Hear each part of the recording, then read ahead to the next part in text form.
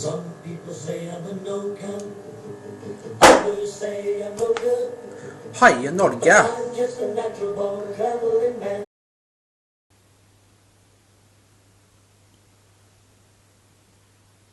Jeg elsker du. And the quote of the day is by Horace, the ancient Roman poet, 65 to 8 BC. Carpe diem, rejoice while you are alive. Enjoy the day, live life to the fullest. Make the most of what you have. It is later than you think. Hello, guten tag, bonjour, hola, ciao, terva, leho, privet, assalamu alaikum, satriakal, shalom, umwainuma, salve. To you, wherever you call home on this pale blue dot, orbiting our fiery solar god at a truly astronomical speed of just over 18 miles per second.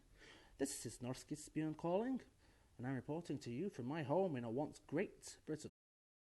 Hello everybody, this is Norski Spjörn, and today is Thursday the 26th of April 2012, and today marks the 26th anniversary of the Chernobyl disaster. So this seems to be a major blackout at the moment, particularly with the Japanese government and the global media. When the event first happened, it was all over the news for days and weeks, but for some reason it has steadily been removed from the news all around the world. You won't hear much about Fukushima at all. Now there are sources saying that it has the potential to, as I said a minute ago, make Chernobyl look tiny in comparison. But if that's the case, why is it not being reported on the news?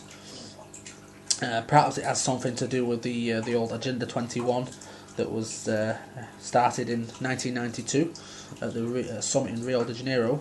So if you're not aware of this, I suggest you go and look it up. So that could have something to do with it. That could be the reason why they do not want the masses to know about it. So there's there could be a lot of deaths as a result of this. And another thing that's quite alarming is this spent fuel pool 4 reactor 4.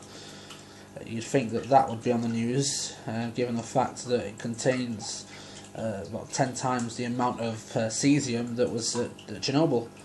So that's not in a very good shape at all at the moment, the building 4, and if that collapses, there's a very high chance that it will then ignite. And if that ignites, all the cesium and the other isotopes will be released into the environment, and that will be a terrible disaster for the whole of Japan.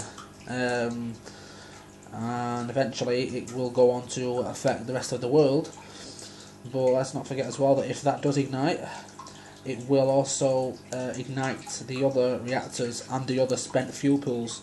Now at Fukushima there's 7 spent fuel pools, there's 1 in each reactor, and there's an additional one. So that contains apparently about 85 times the amount of cesium that was at Chernobyl. So it doesn't really bear thinking about a disaster that's just infinitely more disastrous than Chernobyl was, because Chernobyl was bad enough. So we don't want anything to be nearly 100 times as devastating as Chernobyl. And you'd think after the Chernobyl disaster that the authorities would have decided to start shutting down the nuclear plants around the world, and we would have moved on to other energy sources. But that didn't happen. Instead, the nuclear power industry has just grown over that time, and now we have a second level 7 disaster on our hands, and this one, as I say, could go on to pretty much end Japan and the world as we know it. I don't think we should really panic too much at the moment, because the building is still intact and there is no fire. But if there's another significant earthquake in Fukushima, the building could very well collapse, and then a real, truly global crisis will ensue. But let's just stay positive and hope it doesn't happen. So I'd just like to finish off by saying a big thank you to all the brave men and women of Chernobyl and of the Soviet Union who made sure that Chernobyl didn't cause far greater damage. And if they wouldn't have made them sacrifices, Chernobyl would have probably gone on to take out most of Europe and leave most of Europe uninhabitable. So thank you very much. And also a big thank you to the Fukushima 50 and all the other heroes at Fukushima who are trying their best to contain the situation. Thanks very much. And wherever you are in the world, I hope you're okay, stay safe, and let's remember this very important day, and hopefully we've learned our lessons after Chernobyl and now Fukushima.